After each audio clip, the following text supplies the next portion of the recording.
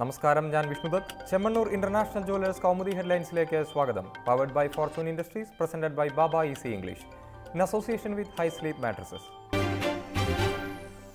സമവായത്തിന് സാധ്യത തേടി. ഖത്തർ പ്രതിസന്ധിയിൽ അനിശ്ചിതത്വം തുടരവെ പ്രശ്നപരിഹാരത്തിന് സമവായ നീക്കവുമായി കുവൈറ്റ്. മേഖലയിലെ ഐക്യം വീണ്ടെടുക്കാൻ സൗദി ഭരണാധികാരിയുമായി കുവൈറ്റ് അമീറിന്റെ കൂടിക്കാഴ്ച. പ്രശ്നപരിഹാരത്തിന് തുറന്ന ചർച്ചയ്ക്ക് തയ്യാറെന്ന് ഖത്തർ പരസ്യ പ്രഖ്യാപനം നടത്തിയ സാഹചര്യത്തിൽ പ്രതിസന്ധി രമ്യമായി പരിഹരിക്കാനാകുമെന്ന് പ്രതീക്ഷ. അതിനിടെ മധ്യസ്ഥ ശ്രമവുമായി തുർക്കിയും രംഗത്ത്. വിഷയം മറ്റ് രാഷ്ട്രത്തലവന്മാരുമായി സംസാരിച്ചെന്നും പ്രശ്നം പരിഹരിക്കാൻ എല്ലാവിധ പിന്തുണയും നൽകുമെന്നും പ്രസിഡന്റ് തയ്യിബ് എർദോഗൻ. ഉന്നയിക്കപ്പെട്ട വിഷയങ്ങളിൽ ഖത്തറിന്റെ ഭാഗത്തു നിന്ന് കൃത്യമായ നടപടികൾ ഉണ്ടാകണമെന്ന് UAE. പ്രകോപനങ്ങൾ തുടർന്നാൽ കൂടുതൽ ശക്തമായ ഉപരോധങ്ങൾ ഏർപ്പെടുത്തുമെന്നും വിദേശകാര്യ മന്ത്രാലയം. അതേസമയം ഖത്തറിന് മേലുള്ള അറബ് ഉപരോധം തുടരുമോ എന്ന ആശങ്കയിൽ പ്രവാസികൾ. UAE ഉൾപ്പെടെയുള്ള രാജ്യങ്ങൾ വിമാന സർവീസ് നിർത്തിയതോടെ നാട്ടിലേക്ക് മടങ്ങാൻ മറ്റു രാജ്യങ്ങൾ വഴി ടിക്കറ്റ് എടുത്തവർ പ്രതിസന്ധിയിൽ. പശ്ചിമേഷ്യൻ രാഷ്ട്രീയ പ്രതിസന്ധിയിൽ ഇടപെടണമെന്ന് ആവശ്യപ്പെട്ട് പ്രധാനമന്ത്രിക്കും വിദേശകാര്യമന്ത്രിക്കും കത്തയച്ച് മുഖ്യമന്ത്രി പിണറായി. റിയാലിന് ഉപരോധ കുരുക്ക്. കുവൈറ്റിന്റെ നേതൃത്വത്തിൽ ഖത്തർ പ്രതിസന്ധിക്ക് പരിഹാര ശ്രമം തുടരുമ്പോഴും ആശങ്ക കുറയ്ക്കാതെ റിയാലിന്റെ ദുർഗതി.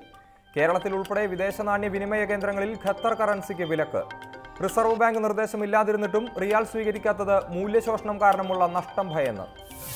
ഖത്തർ റിയാലിന്റെ മൂല്യം ഒരു വർഷത്തിനിടയിലെ ഏറ്റവും കുറഞ്ഞ നിലയിലെന്ന് റിപ്പോർട്ട്. ഇന്നലെ ഡോളറിനെതിരെ റിയാലിന്റെ മൂല്യം 3.64. കേരളത്തിലും റിയാലിന്റെ വിനിമയം താൽക്കാലികമായി നിർത്തിവെച്ച് ബാങ്കുകളും കറൻസി എക്സ്ചേഞ്ച് സ്ഥാപനങ്ങളും. തുറക്കണോ അടയ്ക്കണോ? പാതയോര മദ്യശാലകൾ സംബന്ധിച്ച് ഹൈക്കോടതിയുടെ നിർണായക വിധി ഇന്നുണ്ടാകും. കേസിൽ ഇന്നലെ വാദം കേട്ട കോടതി സർക്കാരിനെതിരെ ചൊരിഞ്ഞത് ശകാരവർഷം. റോഡുകളുടെ ദേശീയപാതാ പദവി സംബന്ധിച്ച ഉത്തരവ് ദുർവ്യാഖ്യാനം ചെയ്തെന്നും കോടതിയുടെ ചുമലിൽ കയറി വെടിവെക്കേണ്ടെന്നും സർക്കാരിനോട് ഹൈക്കോടതി. കോടതി നേരത്തെ ഉത്തരവിട്ടത് തിരുവനന്തപുരം ചേർത്തല പാതയും കുറ്റിപ്പുറം കണ്ണൂർ പാതയും സംബന്ധിച്ച കേന്ദ്ര വിജ്ഞാപനം പരിശോധിക്കാൻ.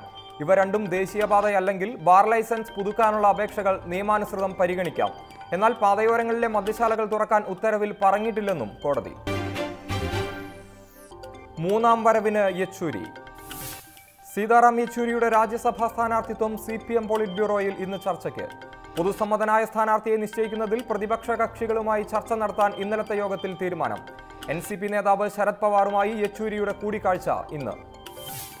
യെച്ചൂരിയെ മൂന്നാം വട്ടവും രാജ്യസഭയിലേക്ക് അയക്കുന്ന വിഷയം PB നേരത്തെ തള്ളിയതാണെങ്കിലും വീണ്ടും പരിഗണിക്കുന്നത് ബംഗാൾ ഘടകത്തിന്റെ കത്ത് പരിഗണിച്ച്.